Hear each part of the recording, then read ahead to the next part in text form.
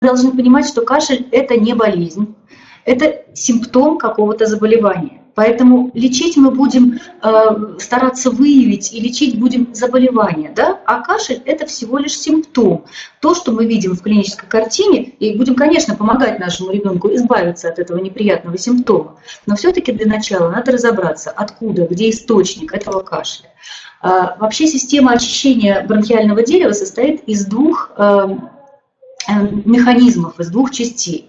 Первая часть – это так красиво называется мукоцеллярный клиренс или экскалация. Это процесс удаления слизи и инородных тел, и налипших на эту слизь вирусов, бактерий, аллергенов и так далее.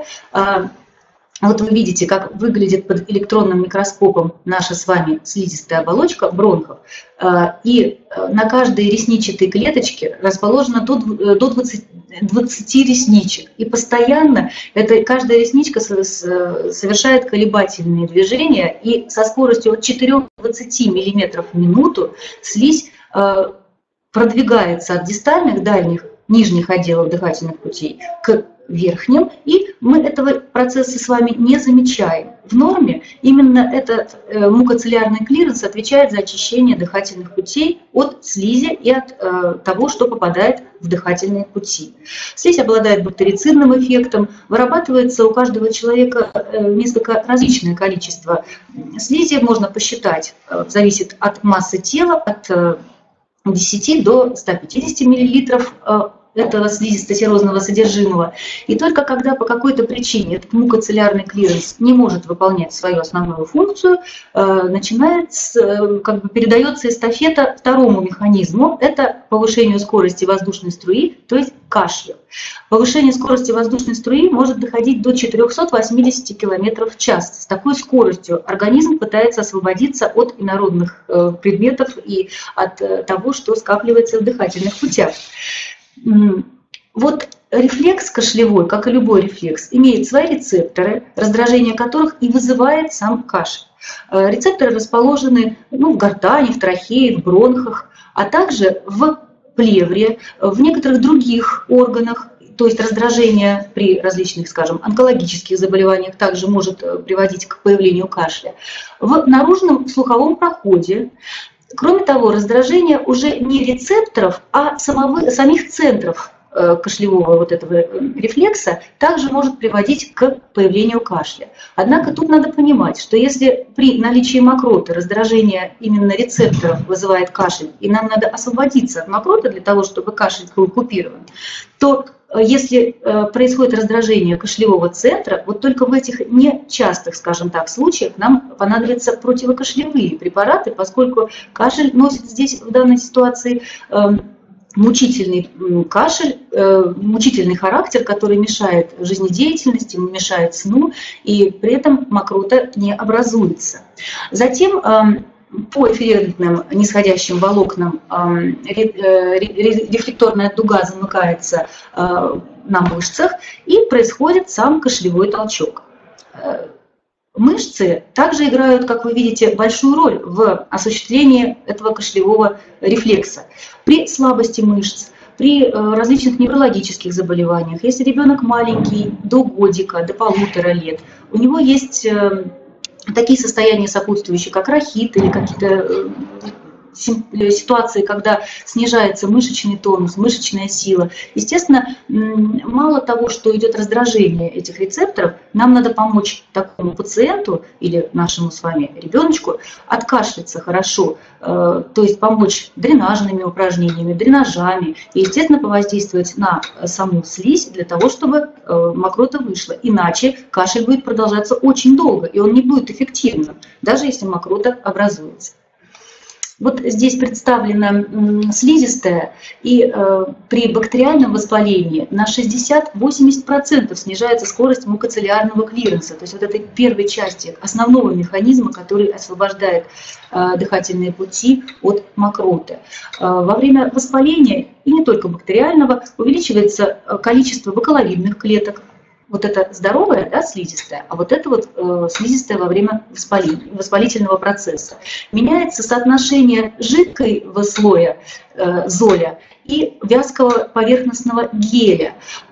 Естественно, если слизь становится более вязкой, ресничкам там очень сложно работать. И, естественно, мокрота не может самостоятельно удаляться из дыхательных путей. Что важно? Для восстановления слизистой после бактериального воспаления, скажем, после перенесенной пневмонии или тяжелого бронхита, или бронхита, вызванного атипичной какой-то инфекцией, хламидийной, микоплазменной, требуется довольно длительное восстановление.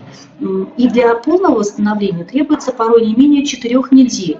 Если малыш в этот период идет в детский садик и вновь хватает новую инфекцию, то у него, скорее всего, не сможет бороться мукоцеллярный клиренс грамотно с инфицированием, и ребенок может вновь заболеть бронхитом. Это будет новое заболевание, связанное с тем, что просто слизистая не успела восстановиться. Так, следующий вопрос, который хотелось обсудить. Причины кашля. Таким образом, это либо раздражение ирритантных рецепторов, либо прямое раздражение кашлевого центра. Это важно нам усвоить для того, чтобы назначать правильное лечение. Если это раздражение рецепторов, мы должны разобраться, в каком месте идет воспалительный процесс. Чаще всего все-таки это причина кашля – это ОРЗ, острые респираторные заболевания, вирусные ОРВИ или бактериальные этиологии. Это риниты, синуситы, ларингиты, фарингиты, трахеиты, бронхиты и уже более нижний этаж поражается пневмонией. Соответственно, кашель – это симптом. Если мы не будем правильно, адекватно реагировать и лечить бактериальное воспаление, скажем, антибактериальными препаратами при необходимости, мы не сможем быстро и грамотно избавить нашего ребенка от такого симптома, как кашель. Аллергическое воспаление – это тоже раздражение рецепторов, расположенных в бронхах.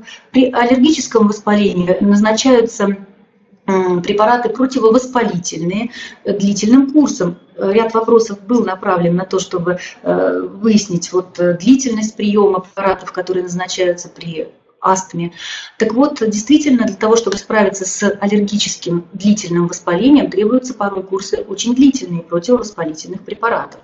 И опять же, мы лечим в данной ситуации кашель как симптом, и он будет проходить в динамике. Однако основное, что мы лечим, это аллергическое воспаление. Кроме того, когда мы видели картинку с рецепторами, с теми местами, где раздражение которых может вызывать кашель, мы видели и пищевод. То есть при раздражении рецепторов в пищеводе, при гастроэзофагиальной рефлюксе, при гастроэзофагиальной рефлюксной болезни, также может одним из симптомов быть именно кашель.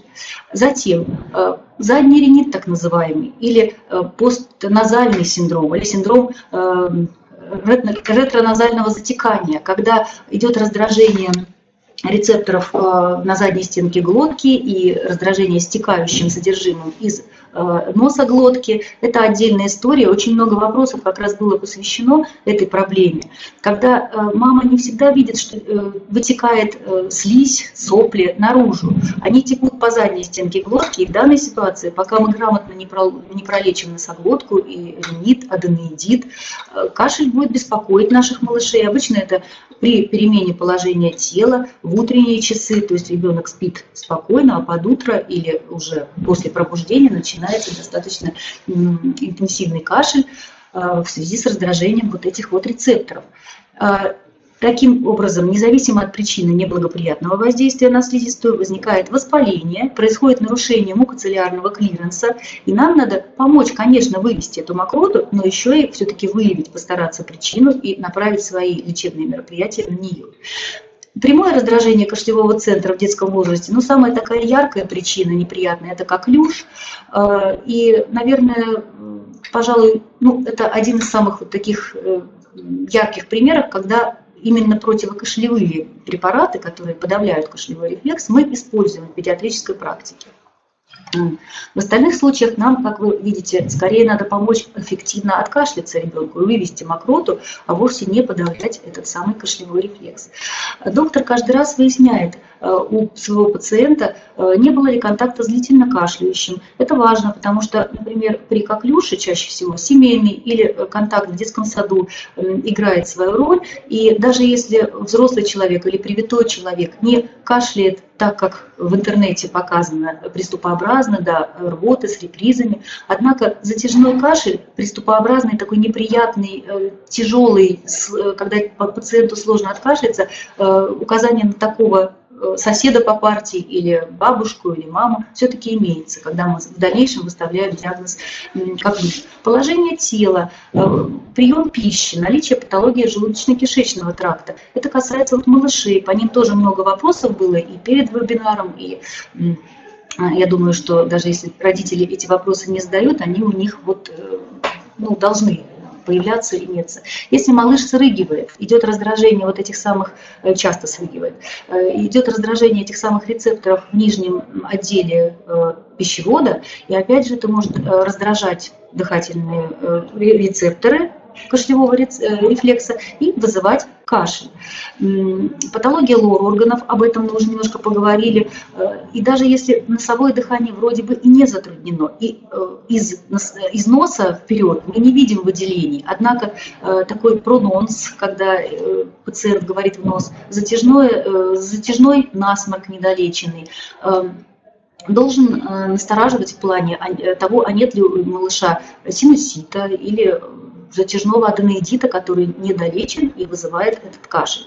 Ну, контакт с аллергенами. Безусловно, мы должны наших пациентов расспрашивать, и вы, как родители, должны думать, нет ли временной зависимости. Скажем, завели кошку летом, и вот с осени ребенок начал как-то вот себя не так вести. Однако про аллергию я постараюсь ответить на все вопросы в разделе, посвященном бронхиальной астме. Это будет в конце февраля. Вы следите за анонсами. Я постараюсь про астму рассказать более полно именно там. Физические нагрузки, холодный воздух могут провоцировать кашель.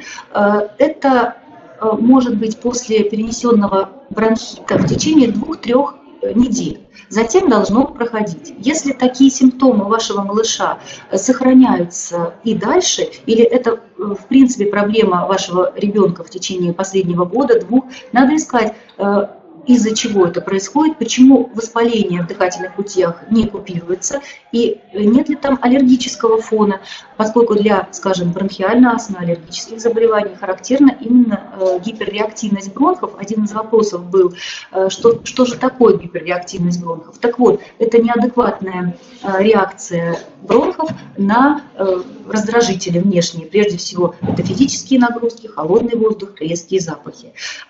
Связь с психотравмирующими ситуациями. Обычно такие дети тоже начинают все-таки кашлять с какого-то острого респираторного заболевания, а в дальнейшем этот кашель не заканчивается, остается на уровне сухого только в дневное время. Это важно. Ночью нервная система спит, и кашель пациентов не беспокоит. Ну и вот про инородные тела мы тоже должны помнить. Там есть свои особенности, на которых я тоже остановлюсь. Эта проблема действительно важная. И на симптомы попадания инородного тела в дыхательные пути я тоже обращу особое ваше внимание. Также нас, как докторов, и вас, как родителей, должно волновать, продуктивный или непродуктивный кашель, есть или нет выделения мокроты.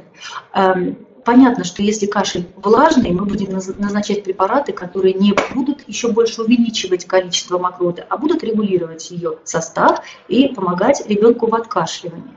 Если кашель непродуктивный, сухой, надо для начала разобраться, раздражение каких рецепторов вызывает этот кашель. Может быть, процесс не в бронхах, и вообще мокроты как таковой нет. И тогда нам муколитики, в общем-то, и не нужны. Если это вызвано фарингитом, раздражением гортани, глотки при остром респираторном заболевании, это навязчивый такой сухой кашель, то тут надо увлажнить эту слизистую, и какие-то отвлекающие мероприятия, рассасывания каких-то пастилок помогут намного больше, чем если мы будем назначать какие-то муколитики. Важно помнить, что у детей маленьких первых лет жизни, года-двух первых, непродуктивный кашель не говорит о том, что мокроты нет, а часто вызван тем, что мокрота густая, вязкая, и ребенку просто не откашлять ее.